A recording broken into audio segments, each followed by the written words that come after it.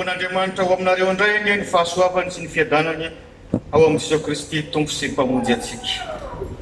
Amen. Vavaka isika.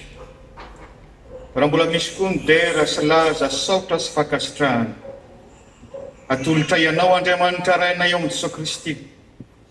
Efa nao hatramin'ny taloha izany ary mbola hoanao mandrakizay.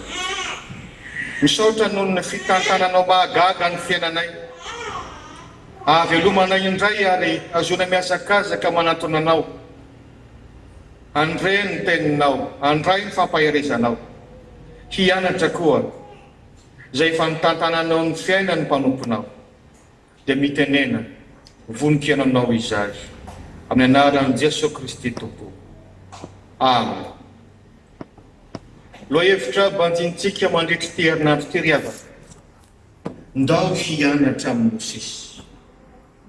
Ndao hianatra amin'ny Mosesy. Fantatrareo fa olo maventy ny finoana izany Mosesy izany. Izy no mpaminany voalohany teo amin'ny Israely. Ny anarany no miverina imbetsaka indrindra ao amin'ny soratra masina. Navita iraka lehibe tamin'ny fanafahana ny zanak'Israely teo ambany ziogan'ny Egyptianina izany Mosesy izany.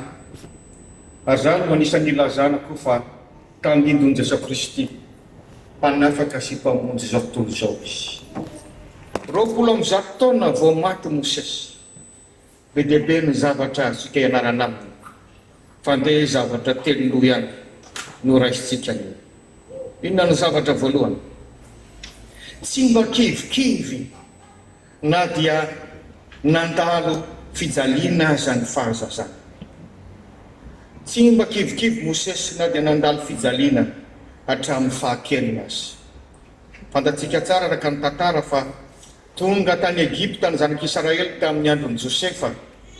Rehefa tonga ny mosary fitotoana ka nafana ny angonany sy vahoaka maro. Dia nanomboka mitombo ny zanak'Israely. Niova koa ny Farao fa tsy le Farao niara-niasa tamin'i Josefa teo intsony. Dia manomboka tonga saina ny Egyptianina ny hoe miamaro reto zanak'Israely reto. Reto no manjary hibahana sy hamehantsika eto raha tsy homaino isika. Ny fanapahan-kevitra andrasin'ny Farao ary dia tsotra. Andeha ary hovonoina ny zazalahy kely ny zanak'Israely teraka rehetra. Ary dia tamin'ny alalan'ny rasazy no anaty-karahana izany fanapahan-kevitra izany. Mosesy dia anisan'ny zazalahy kely teraka tamin'izany vanim-potoana izany. Niezaka nanafina ny Mosesy arak'izany ny reniny nandritry ny 3 volana. Rehefa ela ny ela ho sarotra ihany. Inona ny farahevitra hitan'ny reniny? Nanaovana trano zozoro kely napetrany teo amin'ny rano Nily izay be mpandeha tokoa. Ka ny mba faraheviny dia ny hoe sitrany mba misy mahita mety afaka hanangana azy fa raha tratra ety an-tanako izy dia ho vonony ny miaramila ny Farao. Magaga izany riavana. Ary dia fantatsika ny toy ny tantara fa ny zanaka vavy ny Farao mihitsy no nahita any Mosesy zaza ka nandray azy, nanangana azy ho zanany, dia tonga zanaka tandapa i Mosesy. Zao anefa tsy maintsy fantatry Mosesy ary nampahafantarina azy rahateo izany fijaliany tamin'ny fahazazany zany. Fa tsy nataony nakivikivy azy, tsy navelany nanankery tamin'izay andraikitra mbola hosahaniny dia ny famonjena ny zanak'Israely. Ary zany no maty tamin'ny edon'i Jesosy Kristy azy. Jesosy Kristy koa nefa fantatsika tamin'ny fahazazany tsy misy mety nandray azy ny hôpitaly tamin'ny fotoanandro mba hiterahan'ny ray aman-dreniny azy. Any an-tranon'ondry. Zany hoe tena tsy misy fahadiovana, tsy misy hafanana, tany izy no nateraka ho atao anatin'ny fahazazana dia nijaly. Ary rehefa nandre tamin'ny magy Heroda mpanjaka fa teraka ny Nazareta ny mpanjakan'i Jesosy, matsy an'i Jesosy. Ary mbola tsy hitany tsinona ilay izy dia nandray fanapahan-kevitra mitovy amin'izay niraisy ny Farao fa izany ihany ireo tampanjaka ny hoe zay zaza teraka ka la rehetra dia ho vonoina avokoa. Rehefa nandray izany Josefa sy Maria ray aman-dren'i Jesosy dia nitondra azy nandositra nakany Egipta indray. Zany hoe vao zaza dia fampitsoponenana Jesosy Kristy. Tsika samy mahita ny fiainana izany mpitsoponenana izany ankehitriny, ny fahasahiranana hita ao anatin'izany. Ary rehefa tonga amin'ny fotoanan'Andriamanitra vao nentina niverina nakao Israely indray. Tsy nahasakana ny nanatanterahany Jesosy Kristy ny hiraka lehibe nampanaovan'Andriamanitra ray azy dia ny amonjena izao tontolo izao izany fijaliana nalovany tamin'ny fahazazana zany dia mba azona mamonjy asy ho anao. Inona ny lesona? Aza mba kivikivy, aza mba ketraketraka, aza mba mamoy fo amin'izay mety lasa ratsy no nalovanao tany, izay mety fijaliana nazo anao tamin'ny fahazazanao sy ny fahatandroanao. Angamba mety narino ray aman-drenao koa anao tamin'ny voateraka, angamba nipetraka ela tany amin'ny akanjo fitazana zazakamboty ianao, angamba maty vony anao fony fahakely, mety voaolana aza tamin'ny fahazazanao. Tahaka ny Mosesy sy Jesosy Kristy, aza vela anan-kery amin'izay tokony mbola atrehanao zany. Matokian'Andriamanitra ao ka ho lasa fanotra anondrotra anao amin'ny ambony azy. Fa efa netan'i Jesosy Kristy teo ambony azy fijaliana niozina sy ny vokatra ny fahotana rehetra, ampy mahadio ny fosiny sany amam-pananao ny rasoany ka tsy mahakivy na mahaketraka anao zany. Inona ny lesona faharoa? Mamonjy ireo mijaly na dia efa afaka tamin'izany azy. Mamonjy ireo mijaly. Ny lehibe Mosesy, ary rehefa lehibe Mosesy dia nahita ny fijalian'ny zanak'Israely no andevoziny Egiptianina.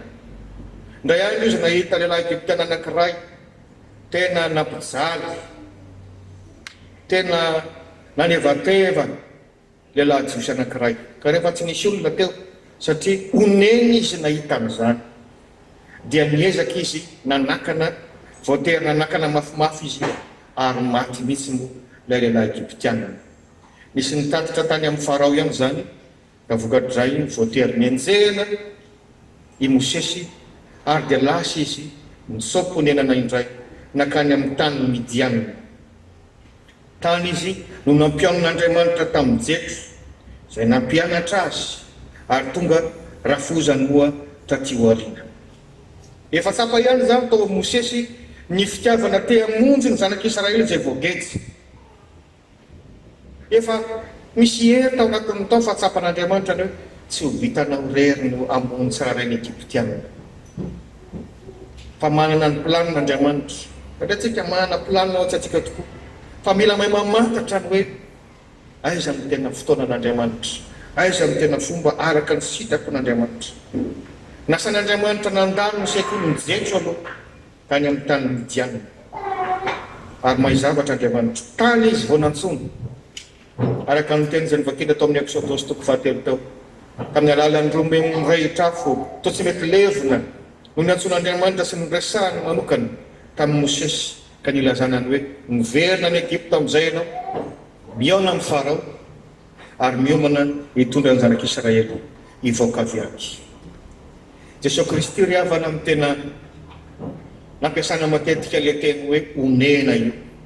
Onena mahita ny olona ampijalian'ny demoni, onena mahita olona voahilikilika amin'ny fiarahamonina satria boka, satria mpivarotena, satria mpitakitrosa, dia namonjy ireny izy.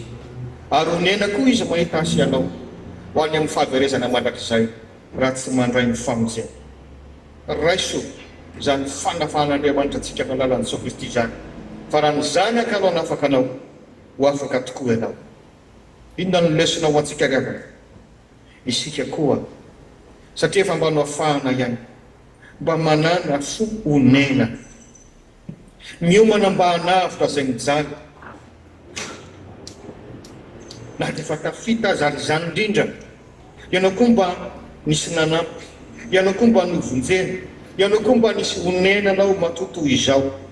Aza manaraka ny fony izao tontolo izao lasa fo vato. Vao misy mietsika kely dia miazakazaka manakiny. miazakazaka manenjika, miazakazaka manala baraka, manana fonena ianao. Hoy ny tenin'Andriamanitra amin'ny Luka 4:29-30. Aoka ho mpamindra fo ianareo, mba ho tahaka ny rainareo mpamindra fo.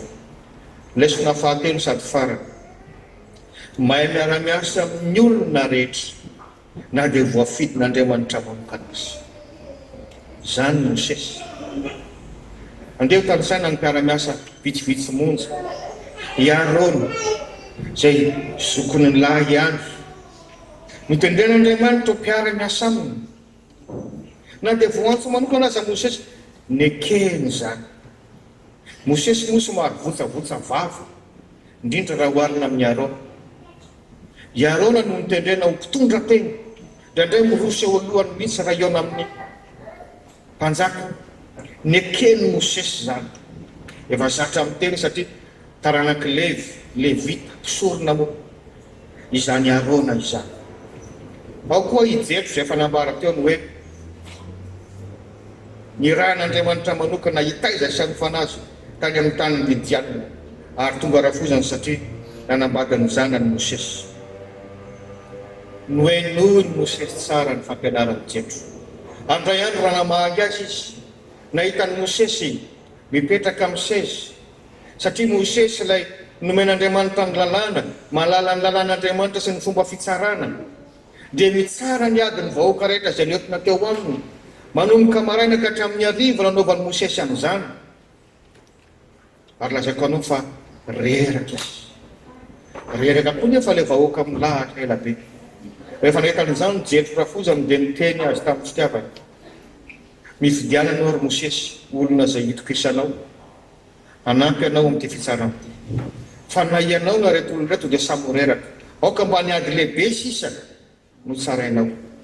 Noenony Mosesy zany dia mitady arahany tokoa, ary dia tena nanampy azy, nandamina ny raharaha.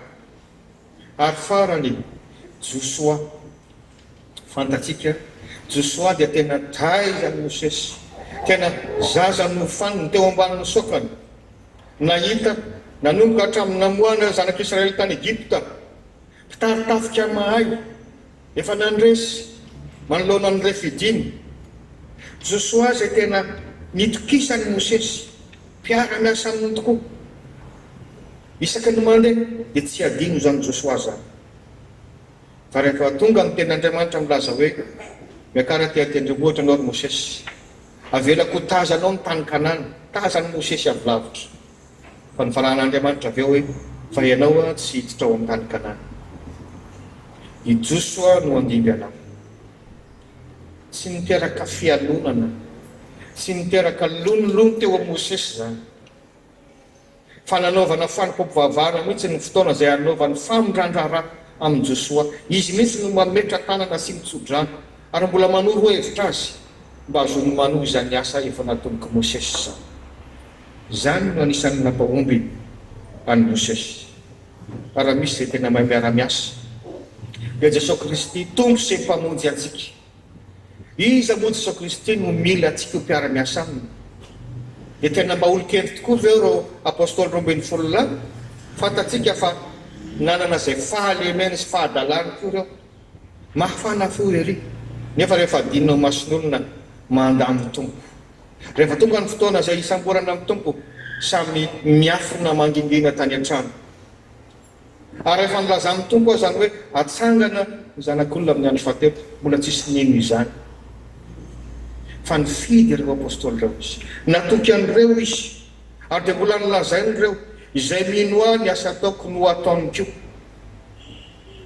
Ary anao asa lehibe noho izany aza izy, satria izao makany amiray. Inona ny lesona riavana? Antsoin'ny tompo sika ho mpiara-miasa koa. Tsy misy olona mavita reny ny fanomponan'Andriamanitra zany. Tsy misy olona tsy azo solomy zany. Olo maventy zany Mosesy zany. Nireharehan'ny jiosy zany Mosesy zany. Zany hoe lalàny Mosesy zany, na reny jiosy. Fa Mosesy mihitsy no nampianatra tamin'ny alalany namindrany raharaha sy nanekeny ny fanendreny Jehovah hoe azo solona aho. Vita amin'ny Josoa ny asa nandrahana.